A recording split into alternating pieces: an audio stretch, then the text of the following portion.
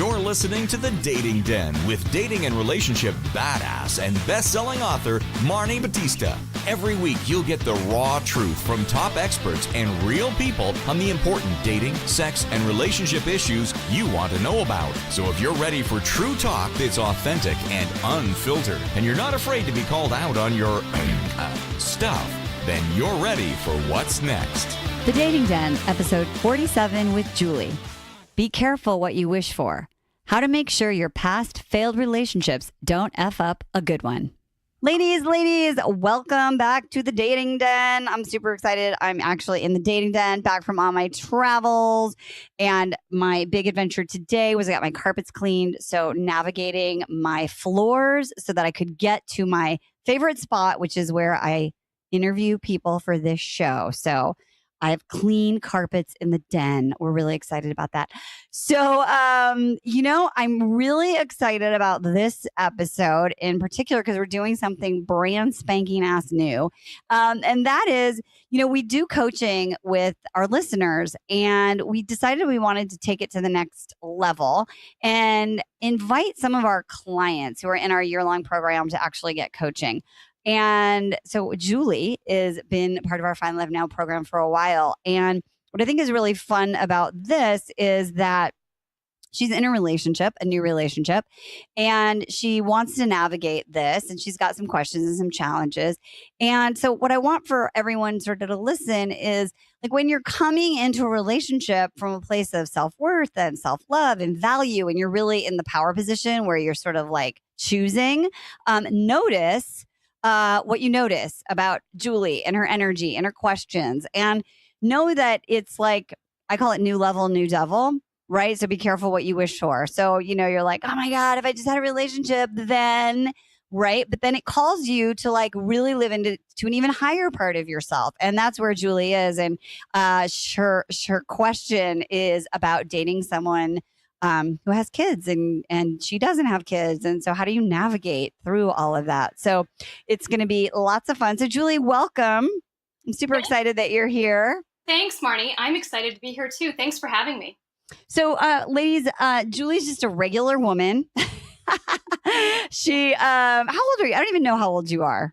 I turned 41 in May, so also navigating what it means to be in my 40s. Awesome. And you, as all my clients, don't look a day over, like I thought you were in your 30s. So, because I always know it's a client for us if someone's like, I look 10 years younger than my age. I'm like, yeah, you're perfect for our community. So you're in your 40s, you're single. So just paint the picture. So what was, this is a high stakes for you because, you really like this guy. And what's different just so far about the way this relationship has gone that really is sort of a reflection of kind of you being in a place of self-worth and confidence? So set the stage. What's different, even dating this guy, choosing this guy, and getting to where you are now? Sure. Yeah, so I've been actively dating the past year, and mostly dating on Bumble and Tinder. Yes, ladies, Bumble and Tinder, it works. And I met this guy on Bumble about 6 weeks ago.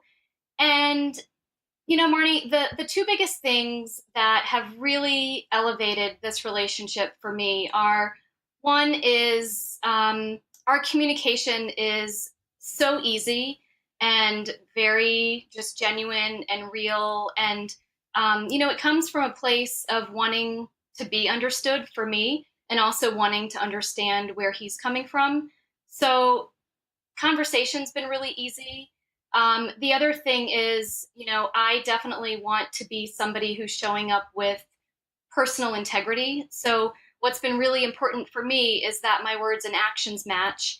And what's been important for me is that his words and actions match. And, these are things that we've talked about on an ongoing basis since we started dating. So the ease, of our relationship has just made it really fun. And there's been, there's no drama. It's just really, really easy. And this is really the first time that I've had a relationship that's been so easy. Awesome. I love that. So you're in it on Bumble and on Tinder, knowing what your values are, what's important to you, and you're looking for a guy who's going to meet you where you are. And this guy shows up. Yeah. Awesome. Okay. So 6 weeks. And why don't you just sort of, give us the background? I mean, I know that the pacing has been proceeding, you're getting to know him more and more. But I think one of the first questions you had is like, at this point, what is a healthy expectation on how much to see him? Right. So tell us kind of what's been happening up until now. How's it been going in terms of pacing? And then also, I know that there's some extenuating circumstances, aka his life, meaning that he's a single dad and some things like that. So fill us in on where we've been. Sure. So it's summertime, and his kids have been at camp. Their schedules haven't been the normal. I'm in school during the day. I'm at dad's at during the evening type of schedule. So the first few weeks, his kids were at camp, so we spent a lot of time together. I probably saw him 3 or 4 times the first 3 or 4 weeks. And then the past 2 weeks, he's had family in town, and his 14-year-old daughter is back from camp, and so he's back kind of into his quote unquote normal schedule. Okay. The pacing question for me is, we had the luxury of spending a lot of time together during, kind of the first month. And now that he's getting back into more of a normal routine for him, I'm not seeing him as much, although, we're talking pretty much every day or texting. We've had the conversation of, hey, I don't want to date anyone else. Are you dating anyone else? Do we want to be exclusive? So we've had that conversation. And so you are exclusive. He's agreed. Yeah. He actually initiated the conversation. Yay. That's exciting. Yeah. So that's been great. And, he's just really, he takes the initiative with making plans. He's open to me making plans. So we kind of take turns with that. And it's been really, really lovely. So I've been kind of, as I was reflecting on how much we've seen each other the past month or so, I'm very aware that now that he has his 14-year-old, for 1 week at a time, and then she goes to his ex-wife for a week. The week when he has her, I'm trying to be really mindful of giving him his space, and also making sure that I'm, still seeing friends, still spending time with family, exercising, having downtime, really taking care of myself. And the question for me came up around, being that I'm in this relationship that is going really well and feels so good and just feels really healthy and mature. How can I show up in a way that that is healthy, as far as, how much time is appropriate to be spending together each week? And I know part of it is a conversation that he and I will have, and probably this evening or tomorrow. But I could use a little bit of support around, any thoughts you have from your experience or what you've seen be successful in other successful relationships. And I'd love your thoughts. Yeah, sure. So I think there's a couple of really important things is that, when you're looking at the qualities you want to have in a long-term partner, we call them non-negotiables. And clearly, communication has been part of what you've been desiring, and also words and actions matching. So he has sort of earned that, and he's been showing up. Yes. So the question that I have for you is, when you think about your needs, what is it that you need? Tell me what that is. Yeah, like is it emotional connection? Is it physical connection? What do you feel like, if you just forget about what's appropriate, what is it that you feel like you need? I definitely feel like I need emotional and physical connection. Okay. So for me, just talking on the phone for 2 hours a night for 5 nights in a row, that solves my need for some level of emotional connection. And I also would love to see him. So, for example, this week he had a doubleheader softball game on Monday, and he has his daughter this week. So I said, hey, what would you think about me coming to your softball game. I'd love to cheer you on and, spend some time with you. And he was like, great, I'll come pick you up at this time and we'll go. And so that was just kind of a nice, spontaneous way for us to spend a couple hours together.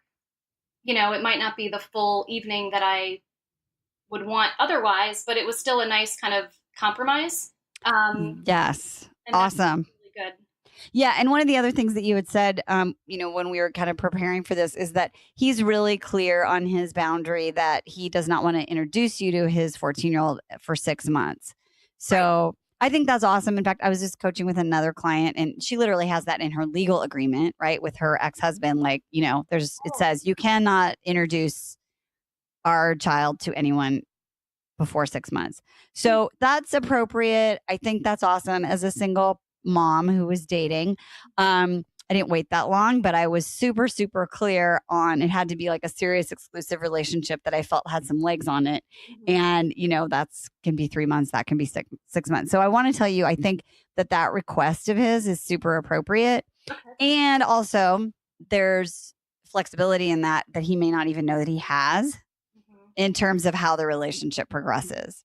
Right? Meaning, like, let's say things are going awesome. And then he's in a choice point where he's like, God, do I really want to hold to this 6 months rule? Or, do I want to introduce Julie to my daughter or son? So just know that he set that boundary. And I would just also give him energetically permission to change that. Because one of the things that you had said before was like, you don't want to get resentful of the daughter or his choice. Right. Yeah. So there's a reason that he said that. And it's kind of new, but I would just hold the space of if things progress, if you get more connected at some point, maybe after 3 or 4 months, you could just be curious. Mm-hmm. What are you hoping happens in the next 2 months? And how do you see me meeting your daughter? What does that transition look like?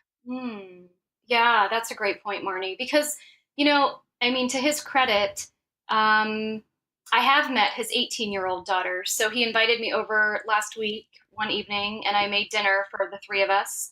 And we had a really just relaxed, fun, casual dinner, the three of us. So, the fact that he was willing for me to spend time with both he and his 18-year-old, is a sign that he definitely is serious about our relationship progressing. So I understand his hesitation with his 14-year-old, just as a matter of consideration for her own maturity. And, he's been divorced for about 9 months. So, just being mindful of kind of protecting her a little bit. I totally understand. Well, and let me just point this out to you also. So just to sort of like get a little bit of that resentment, move that away, is he's also setting you up to win. Right. So the longer that he waits, the more he warms her up, whatever he's doing in his role as like parent, rather than foisting you into the life of this person it's just grappling with even divorce after 9 months. Right. Yeah. To foist you upon, he would possibly be setting you up to be the enemy, whereby, if the other it's a daughter, right? The 14-year-old. Yes. Yeah. So, he's probably choosing, how he's going to warm up, right? Like talking about a friend, because what I've seen so often, actually my ex-husband did this, which was a super big fail, is he met this person and he was like, basically like, here's my girlfriend. And he did this like 4 or 5 times before he ended up meeting the person that he ended up marrying. But even then he foisted her upon them and they were super resentful. Super resentful. Probably took over a year for them to stop being like, oh, she's so annoying. Why is she here all the time? Okay. No, thank you, Marni. That's helpful. I think the other piece that makes me a little bit scared is that he has been dating, actively dating for the past, 8 or 9 months. And the person he was dating before me, what he shared with me is that, and I don't know the details of that relationship, but he said, she was the reason that I started to believe and really wanted to be in another long-term relationship, and I could see being married again. And so there's a part of me that's a little bit scared because I'm the first person he's dating after coming to that realization. And so that makes me want to take it slow as well. Because you're afraid is going to want to marry you, or because you're afraid he's comparing you to someone else? No, because I'm afraid that like I'm the first, like trial run of somebody who he could see something serious with. So, Okay. from his perspective, So, like, has he dated enough? oh, I love this question, actually. I'm sure all the listeners are like, oh, thank God she brought this up, because there is this huge, we all have stories, right? And we all have our own rules and our own paradigms. And they come from our own lens. They come from the lens of society. They come through the lens of media, right? Our own experiences. And so a couple things as women, right? Like if we ever in our history did the rebound thing where we like dated someone and then the next guy, we were like, oh, this is going to be my guy, right? And you realize it was a rebound and then you were like, oh my God, what was I thinking? That can filter in. So let's look sort of at like your story. Where's the fear coming from? Is it an experience you had? Is it something you heard in the media, in society, someone your friends told you, your parents told you? Where did you get the story that, it's only been 9 months and he's just now figured it out. So you're putting yourself at risk. Where's that coming from? That's a good question. So I think this might be a slightly different take. It's not a direct answer, but two of my past relationships, one of them that was a 7.5-year relationship. After our relationship had been over for about 6 weeks, he met his now wife. And then somebody else I dated about 1.5 years ago who ended up cheating on me. He met his now wife like right after me. So maybe it's more of like it happens for other people, but not for me. Maybe that's actually what's coming up for me. Okay, first of all, I love that you are owning this, because one of the things, and if any of you ever listened to the episode with Laura Doyle, who I love, and I think we talked about this on the podcast, and if not, it's in her book, I think it's called Empowered Wife. But the bottom line is that we need to worry about what's on our own paper. And often if we're worried about someone else's paper, right, like you're worried about him, it's actually a reflection of something going on internally. Right. That's not resolved or not addressed. So what's your real fear? That I'm going to fall for this guy and he's not going to be ready. Because your experiences were the men are ready after you. Yes. Right. Like, okay. I'm the last person somebody dates before they meet the one. So have you anchored to that? Have you ever had that awareness before? I haven't had a conversation out loud about it. I've definitely had the thought, but I haven't brought it into my consciousness. So no. And what's really interesting is if you have that thought and it's there, then often at an unconscious level, we bring it into our relationship and then we collect evidence that our limiting beliefs are right. Okay. Yeah. So let's pretend it's a story that's not true. How, if in any way, are you different from the last 2 times that happened? And how is this relationship different? And how is this man different? Oh my gosh, Marni, how much time do you have? I am so different than I was in either of those relationships. I have a sense of self that I didn't have in those 2 relationships. I have confidence in my values, in who I am, in what I want. I am able to communicate authentically and kindly in a way that is non-combative and wants to be understood. I have evolved so much as a person in doing this work with you that I'm in a very different place today than I ever have been. Okay, so you're different. And before we talk about how this guy is different, so if you're really honest with yourself and you look at who you were you actually ready to be in a truly committed, epic, intimate relationship? No, I don't think I was. I know I wasn't. No. Okay. So in reality, it's not that these men, quote unquote, didn't choose you. They chose the next person. The thing is that you were not ready. Those relationships ended. And it just happens by coincidence that those 2 guys were, or they met women who were and inspired them to a different level of being. Okay. Yep. I can see that. Okay. Yeah. So do you see ways that you unconsciously might have leaked, I'm not ready, or impacted the ending of those two relationships? Yes. And a big part of it was not being willing to take responsibility for my stuff. And so, and hiding from it or feeling like, oh, well, this isn't that important. And so now I'm in a place where I am willing to take responsibility and I want to talk about it and I want to put it out there. And I really want a partner and a partnership. And I feel that with my whole being. It's really a different dynamic that I'm in these days. Awesome. So you were not emotionally available. Now you're emotionally available. You're present. You're engaged. Okay. So let's talk about just the men.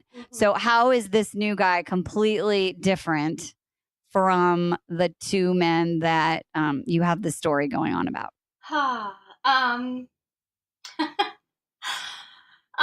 He makes me laugh a lot.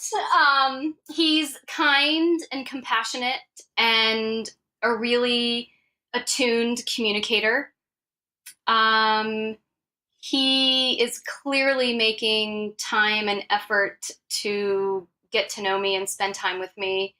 Last weekend his mom was in town and he even floated the idea of meeting his mom. And, I said to him, you know what, I don't think I'm quite ready.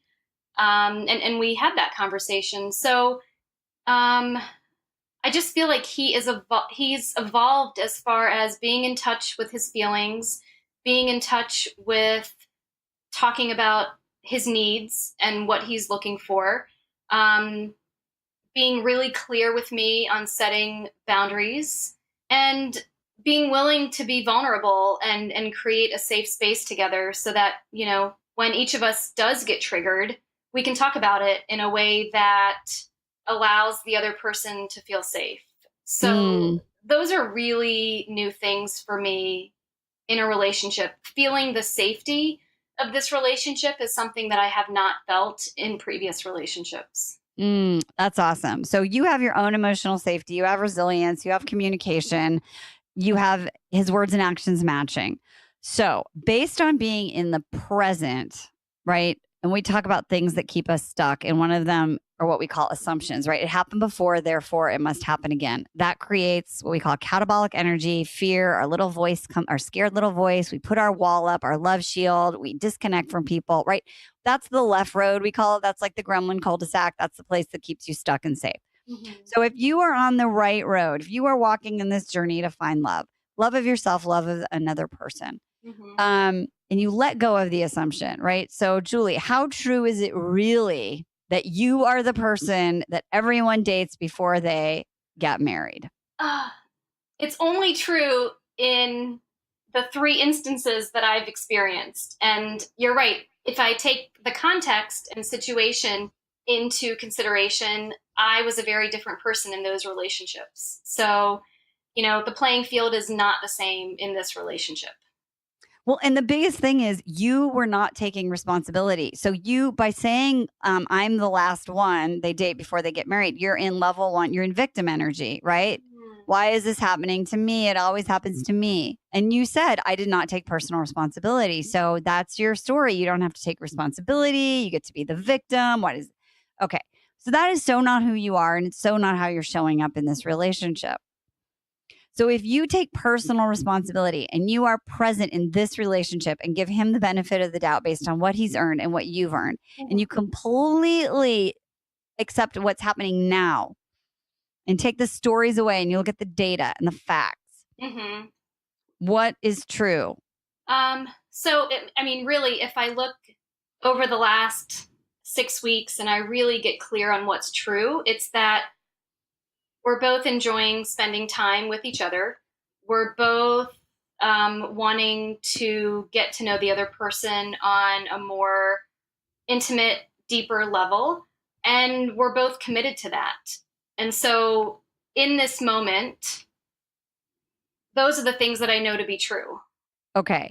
So then when you go into that fear, where are you putting yourself? Are you putting yourself at the cause of the result in this relationship? Or are you putting yourself at the effect in that victim-y, like, oh, I'm scared. This always happens to me. Yeah, I think I'm putting myself in the effect and futurizing really. I mean, as we're talking, I'm realizing that, the process of mastery that we've spent a lot of time talking about is indeed about enjoying each moment, choosing, having the choice in each moment to choose how I'm responding. Practicing communication, practicing self-care. I mean, it's all those things that we talk about. And if I just stay really focused on being present and enjoying the current moment, then I don't have to worry about what's happened in the past, or I'm not futurizing. 100%. If you worry about what's on your paper, right, as Laura Doyle says, and you practice on what you know to be true for your journey, which is vulnerability, honesty, communicate, right? If you just do that Yeah. and you stay present and you let it unfold, and you're not attached to the outcome, you don't make meaning of anything based on the past, then how are you going to show up in this relationship? What's going to be the result of you being in your most high self rather than in that victim, scared, old Julie story? Well, it's I think for me it's the feeling of pride, the feeling of knowing that I absolutely am showing up as my best self, which in and of itself is a huge win for me. Um, if I trust that I'm showing up as my best self, then I won't have any regrets, because I know that I showed up with, intentionally. I'm showing up in a very conscious place. So that to me feels like that's really the only way to be showing up for myself and for him. 100%, right? Because then you are being emotionally available and you are acting ready, right? So words and actions matching. All you have to do is show up emotionally available and show up ready. Yeah. Right? You create the future. Just because something happened in the past does not mean it's going to happen again. When we go to that place, it's because you're diving back into not taking personal responsibility, not owning who you are and your desirability and your lovability and your worth. And that's not fair to him or to you. Right. Because why are you putting this great guy in the same bucket with these guys who blah, blah, blah, blah? Right. Right. Yeah. No, I hadn't thought about it like that, Marni. That's a great perspective to look at it from, because, the reason that I am choosing to be exclusive with him is because he meets my non-negotiables and he has the qualities in a man that I've been desiring. And so, trusting that I'm choosing him for all of those reasons and he's choosing me for the reasons that match to what he's been desiring. I mean, that's the foundation that we can build on. So, yeah, I think for me, a lot of this comes around trusting the process, Mm-hmm. having faith that things are unfolding for my highest good. And as you know, this has been a practice that I have been really trying to embody and make part of my daily mindset. So I'm seeing how this ladders back to that way of being. I love that. So it's about accepting the facts, not stories. It's being aware of yourself and what's on your paper, right? Like being connected, being vulnerable, being on it, right? Mhm. So acceptance, it's awareness of ourselves. It's making conscious choices, really being in the moment rather than living as a reaction from the past, and then trusting that process. Yeah. And if you just rinse and repeat that, right, then you stay in possibility and connection Yeah. and authenticity. Yeah, I love that. I mean, yes, thank you. I needed that reminder because, even when I start thinking about pacing and about the how, that really takes me into my masculine and that takes me out of the present. So this is a really lovely reminder for me to, stay in my power, and just enjoy. Exactly. And so So let's circle it back to the pacing before we wrap up. And that is in that feminine space. Like if you say, what makes me feel connected to you is talking on the phone for an hour, text messages. I trust you. That on the times that you see your daughter, that you're going to be able to meet the other need I have for physical connection in whatever way you can, and that you're doing the best. If you tell him, I trust you, if you're allowing him to take the lead and step up and you make your desire known, then that's really magical to a man, right? It's like, for example, let's just say he said, oh, this week is crazy and I don't know if I'm going to see you. You'd say, well, if that's what you think is best, I totally trust you. And I'd love to be able to see you if that can work out. Wow. Yeah, I love that, Marni. I mean, yeah, and I do trust him. And Yep. In the moments when I've started, kind of questioning my trust in the process and whether he will show up, he already has shown up. And so I love being able to articulate that to him because that also takes the onus off of me to figure out how to make it happen. And it puts the power in his hands to be the man and to take the initiative. And men loved, you're Matt Boggs, you're my hero. I totally trust you, whatever you think. And it's not that you're being like, a wet blanket. You're saying, and this is my desire, right? And also you're still in the collecting data phase, right? So great, let's see how he steps up, and then that's empowering and exciting and fun for you. Yeah. I love it. I love it too. Okay. What's your takeaway from our conversation? So many. I think my biggest takeaway is that,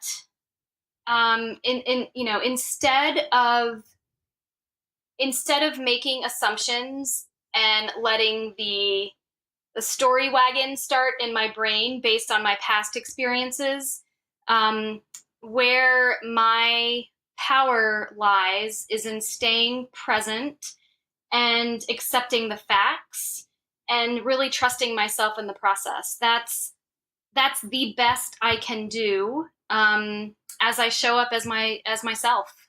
I love that. You're so smart. Oh, Marni, it's because of all the other amazing smart women in this community that I've been able to do the work. So I can't thank you enough. Oh, that's so great. Well, I love it. Your homework is you have to go post your takeaways in our little private Facebook group because I always want you to anchor to those new neural pathways. So that's your homework, Julie. And for those of you who are listening, I think, we covered a lot of some scripts. We talked about some mindset things. We talked about making assumptions.